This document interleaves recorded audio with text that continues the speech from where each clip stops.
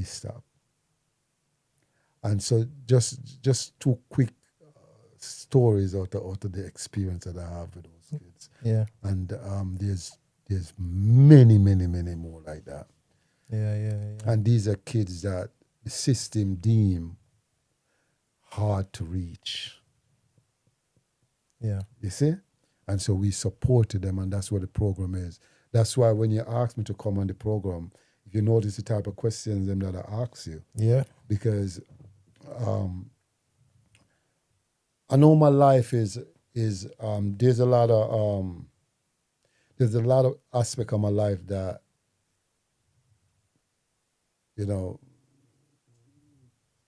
some young people might find interested just for the deadliness of it. Yeah. But that's not what I'm about. I'm not on your program to talk about gang culture in no positive aspect whatsoever. Yeah.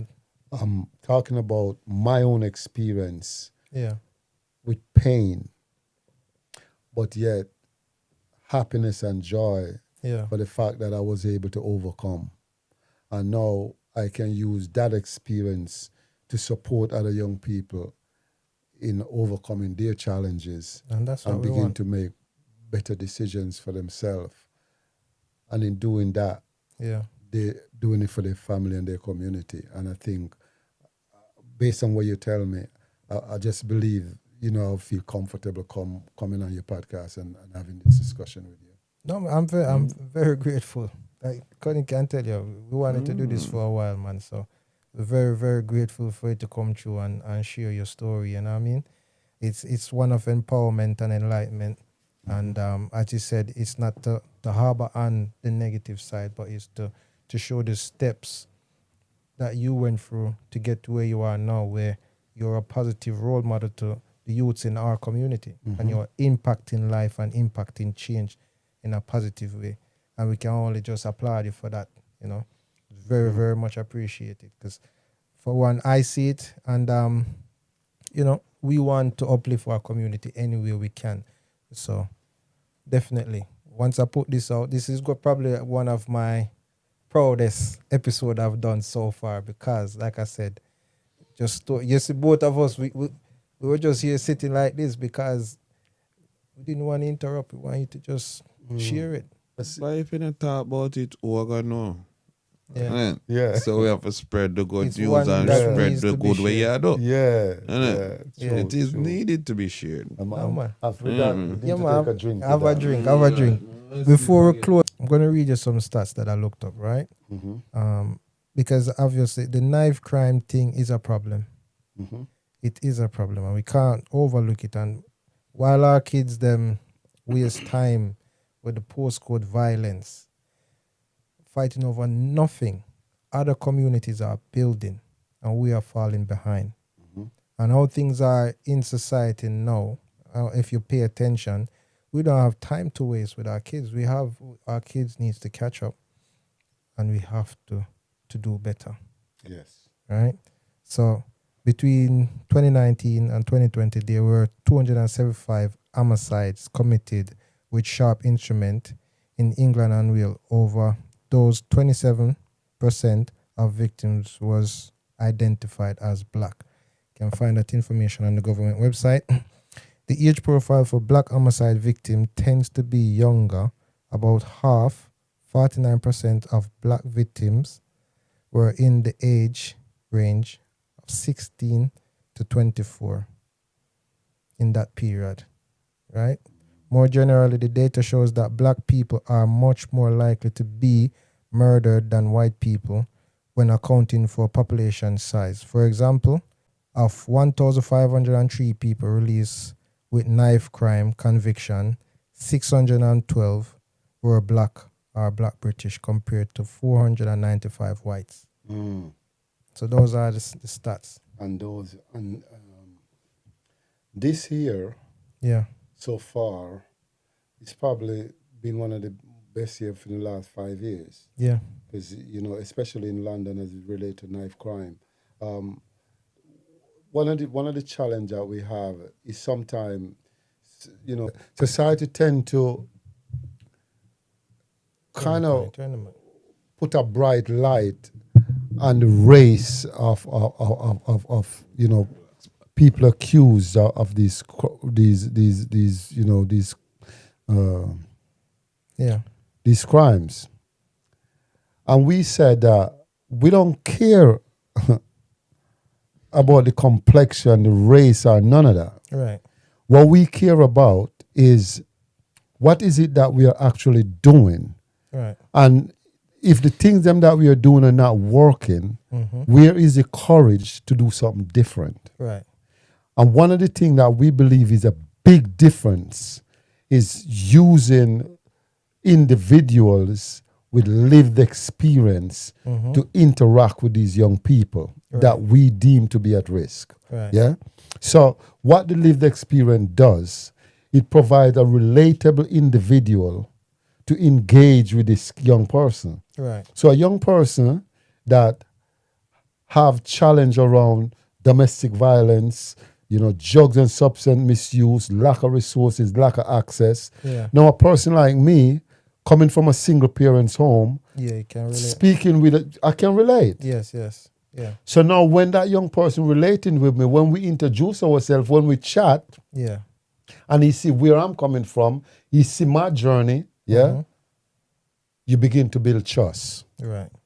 So you go from relatability to trust. Right. So with relatability and trust, we can begin to engage. Right. Right. And with that engagement, we can begin to impact. Okay. You see the process? Yeah, yeah, yeah. So the process goes like I was saying earlier with my dad.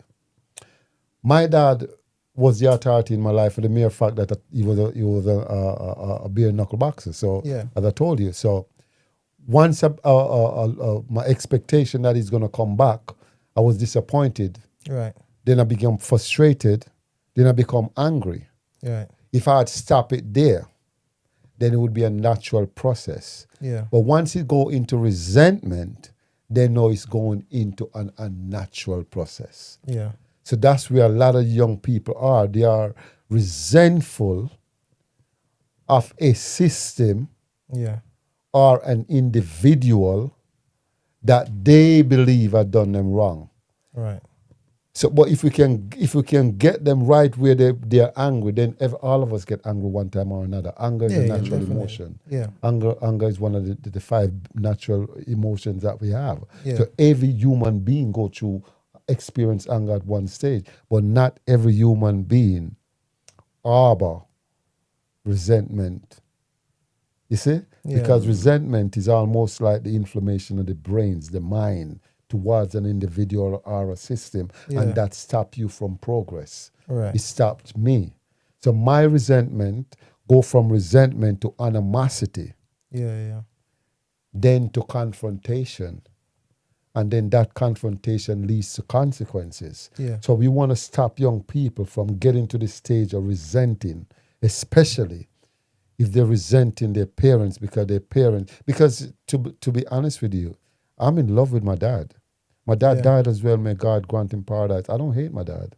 Yeah. Because I know that if it was mental illness or negligence or whatever it is that caused him to go away, my job is not to try to figure that out with him. He got to deal with that with him and his creator. So I'm not going to walk around with no resentment from my parents because I have space in my brain for something else. I'm not going to load up my mind with that. So what we have to do with the young people is see young people as young people regardless. Even though if they're going to use those stats you just read out to infuse resource in the community that most affected, then it would be a different story. Right. But that's not what they're doing. They're using those stats to almost like stereotype these kids. So now when a law enforcement see a young person, the first thing come to mind, I wonder what he's up to. Right. Let's go search him. Right. But when we see a young person, the first thing come to mind them, is, I wonder how we can support this young person. Right. So we are empathetic and we are non-judgmental. Right. We don't care what you tell me about that young person. I don't care how much you say, oh, he's so bad, he don't respect nobody. I don't care about all of that. Yeah. Because if that's the challenge that young person have, then my challenge is to come up with scenarios, processes to support that young person Right. instead of condemn or stereotyping. Right. And that's why I read Yeah. those stats, right? That's the purpose of me reading those stats is not to minimize the other groups that are going through it. True. You understand? Is for that same reason, which is sometimes because police come from other district to work, right? Or other borough, so to speak, right? Yeah. To work. So they're not familiar with the kids. But when they come in and having those stats, then they already come in with their backup. You know what I mean? This is it's London, it's South London, it's the stats it is what it is. So therefore the attitude might be a little bit different towards our kids. So it's just to read those stats the people them can really get an understanding that it's high. And what you're saying now, resources that you're providing and the information, they can put the two together and start helping the youths. Yes. So in America, about 10, 15 years ago, they was talking about community policing. Right, yeah, I remember And that. what is community policing? Community police is a police officer that understand the community that they works in. Yes. That means you might, see a young person smoking a joint, and instead of chase that young person down the block, 3 blocks down, run so the young person ate you.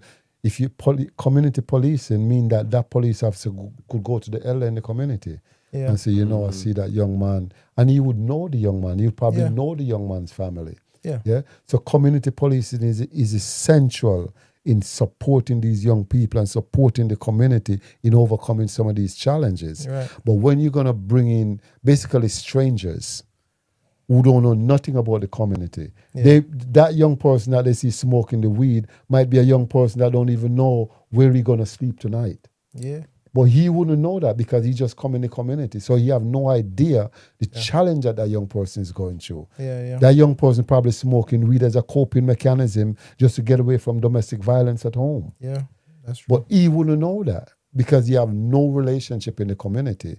So the key thing for law enforcement, and I train law enforcement as well. Oh, that's I do good. massive presentation all over the country to law enforcement and counsel and foster parents and all of that. And I tell them exactly what I'm telling you, yeah? It is a relationship that you build within the community that make your work effective. Right. We are not saying that you must see a young person with a knife and let him go by with a knife. We're not saying that. No, But we are saying there's ways how you interact with that young person to make sure that young person not only don't stab anybody, but he don't get stabbed.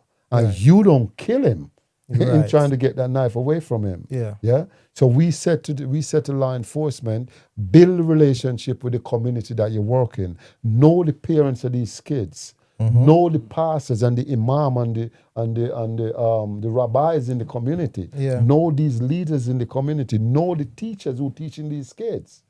And then you probably have a way to get to do your work in an effective way. Instead of right now we do what we call initial assessment, but it's not assessment, it's what we call DTT, distance travel tool, where we kind of ask the young person some questions before they go in the program. And one of the questions we ask is about their relationship with professionals and support structure. And we says from 1 to 5, never, rarely, sometime, I forget the other 2. What is your view of the police? What is your relationship with the police? 90% of the time, never. I have no relationship. What's your relationship with teacher? Sometime, a little bit. What's your relationship with social service? So it's a negativity from young people towards relevant support structure in their community. Right. And you know, you can't do it by yourself. No. And you're a grown man. How a 14-year-old is going to do it by themselves? No, that's true. They can't do it by themselves. They need the support. There's a program. I'm going to be on this program on the 4th of November that talks about it takes a village. Yeah. It takes it's an old African proverbs, but it really do take a village. It takes a village. It takes all of us to see your child and you see my child, not as a stranger Yeah. or as a bad kid down the block or a kid that's not going to end up nowhere, but as a child. And you have a responsibility, we have a responsibility, a duty, a care to these kids. And that, Yeah. but did I say we never have the community because Yeah. my neighbor live here, so, and me live here, so I don't know the neighbor. It's But that. me know the neighbor them kids, but I can't talk to the neighbor's kids because You can't. the neighbor is going to basically argue or decide lawsuits. Because Yeah. depends upon how hard you talk to the kids them right now, you end up in jail. Yeah. So instead of me, I look upon it as get in trouble for school that kid from doing wrong, me could be like, leave them alone. Yeah. Yeah. So until we have back that community, it's a hard still, you know. Well, like I said to you, my dear brother, difficulties are then. So we don't, when you see me smile, you say difficulty and I smile because that's what we look for. Yeah. Because we know when we overcome the difficulty, the reward is at the end, it's beautiful. So we teach young people that embrace difficulty. Every time you overcome a difficulty, you gain strength, you strengthen something, whether your physical, mental, or emotional well-being is strengthened. But what the challenge that we have is to support young people in embracing difficulty. Don't run from difficulties. Right. Don't run from the obstacle. Understand that the obstacle is there for a reason. Yeah. Yeah. So you start here and you get in here, and it's not linear. It's up and down. It's rugged. You get me? It's rugged. So you got to know when you reach a rugged spot. You know, I have uncle over there. Let me go talk to uncle. Yeah. You know, I have a mentor over there. Let me go talk to the mentor. Don't run away from uncle. Don't run away from the mentor. Go chat to them. Yeah. Because it might very well that you go chat to them and they tell you, say, oh man, you know, I experienced the exact same thing and this is what I did. I think you should try this. All right. I like that. You see? Use them for open up more too, because it's hard to talk to them. And then another thing that okay, so let's look at something real quick, yeah? So we know exactly what we're talking about. So when I was growing up, all right, so my school is here, for example. My school is here. And 5 miles away, there's another school. Yeah. So at my school, I had a fight. Student in the next school 5 miles away wouldn't know about that fight till probably 3 weeks later. Now, the kids them that's growing up now, when they're having the fight, the kids them over the other school is seeing it on social media. Yeah. Live. You know what the challenge are for the young people now? Mm-hmm. Ego and pride. Because they know what's happening. They know that somebody's videoing it, see them getting punched up. Yeah. And what this young person is going to do, he's going to go right back to his ego. I'm not letting them do me that. That's why I'm carrying a knife. Yeah. You see? So the challenge that we face now is 10 times worse for these kids. Yeah. Because these kids have to deal with social media. They have to deal with social media, social media is positive in global communication. It brings us together. Yeah. Because like I said, when I was locked up, social media keep me in touch with my family. Yeah. So Facebook was just coming out at the end of my sentence when Facebook and on Instagram and all of that was coming out. A lot of my family begin to get back in touch with me, innit? Yeah. There's positive thing in social media. But social media also pose a challenge for young people. Yeah.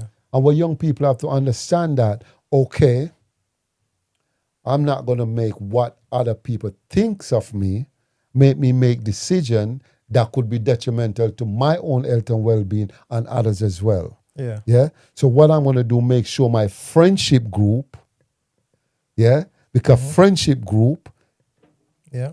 you know what they call gangs. A lot of it is not actually gangs. Yeah. They have friendship group with 1 or 2 people in the group that, smoke weed or, stay out late. But the majority of that friendship group don't do no such thing. Definitely, because me growing in the ghetto and some people are claim like, yeah, man, it out there. I was out there 11, 12 o'clock. Most of them are forgotten by 8 o'clock. Most of them. Yes. Yeah. Most of them. Like tomorrow, Stevie Right. and angry like look out when me outside. Yeah, it's, Yeah. it's sweet. So no, it's amazing discussion, man. I really appreciate the opportunity to to chat a little bit around the issue. Yeah. There's a lot to discuss. There's a lot of areas to cover. When I went last year November, that's when I won the Mentor of the Year award. Yeah, okay. And Yeah. one of my mentee actually did a video and sent to them. Okay. I mentored him in 2018 and 19. I mentored him, Yeah. and now he's think 2021 or 20, and he called me one time. His mom actually called me and says he wanted to talk to me Yeah. because I haven't talked to him in so many years because I stopped mentoring when I leave that school. And when I talked to him, he was so happy, he's now in college and stuff like that. So I was kind of continue to encourage him. Yeah. And then I tell him, I said, man, you know that I get nominated for an award. He said, man, let me do a video for you, General. And he Yeah. called me General. And I said, yeah. And in 20 minutes, less than 20 minutes, he sent me a 2 minutes. I think it's more than that, like 5-minute video. Yeah. And I think that's really why I won the award, to be honest with you, because it was so powerful. Okay. No, It that's was good, proper, man. And proper congratulations powerful. for And that. we went and we do a interview with Times of Okay. London.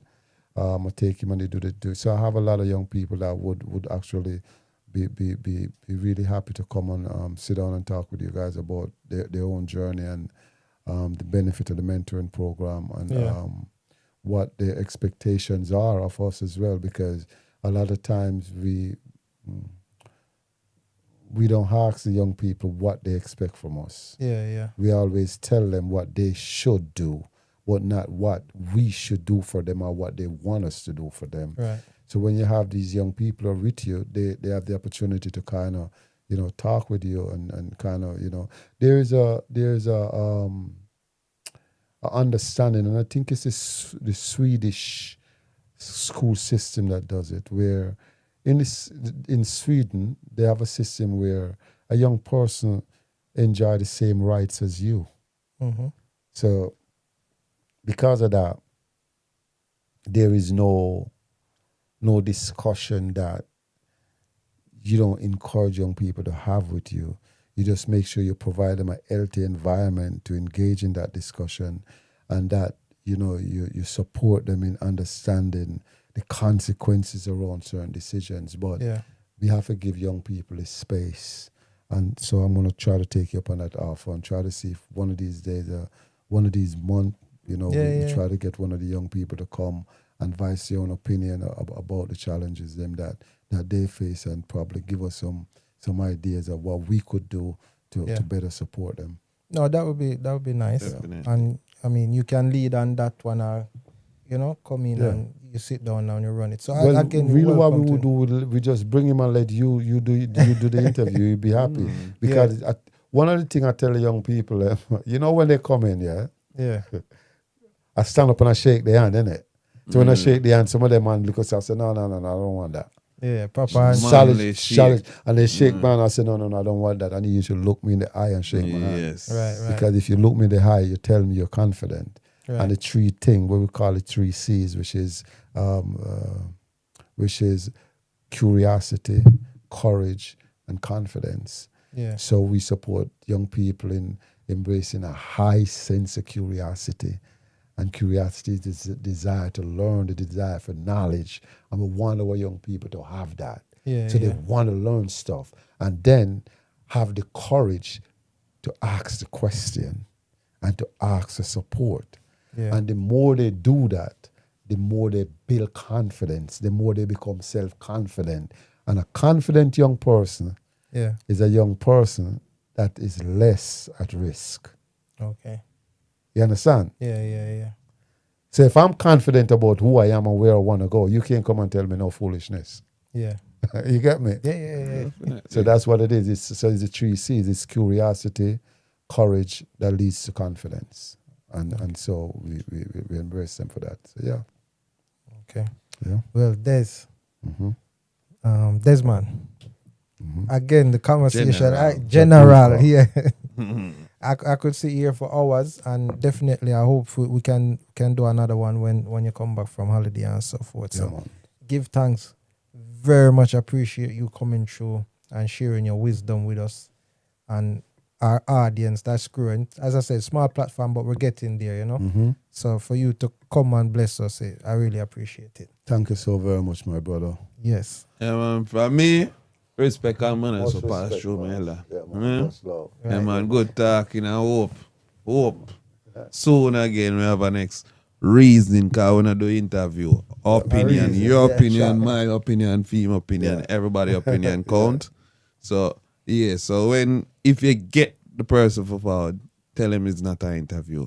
Just have Conversation. a It's a conversation conversation. and dialogue. And just for the about it. record, my book, Yeah. The Realities of Prisoner and a Mentor's Journey, is coming up. We're going to have it published by the end of November. That's the Jamaican Gangs of New York. That's one of my books. There's another book, Wisdom to Inspire, is a book of poetry, beautiful book of poetry. Yeah. And then there's a political book as well, Lack of Proper Leadership and the Conscience of America. It's a political book about the socio-economic situation in America. So those books are available. And where they can order the book if Yeah, they you like can it. order it Amazon. on Amazon. Amazon. All right. That's cool. All right. So before I close, I'm just going to read a quick thing from, I've been reading the opinions of Marcus Garvey. Yes. So I like to just share one of the opinions before we close. Very Yeah. good. So chance has never yet satisfied the hope of a suffering people. Action, self-reliance, the vision of self and the future have been the only means by which oppressed have seen and realized the light of their own freedom. So on that note, people, stay blessed. Out. Yeah. Oh, beautiful.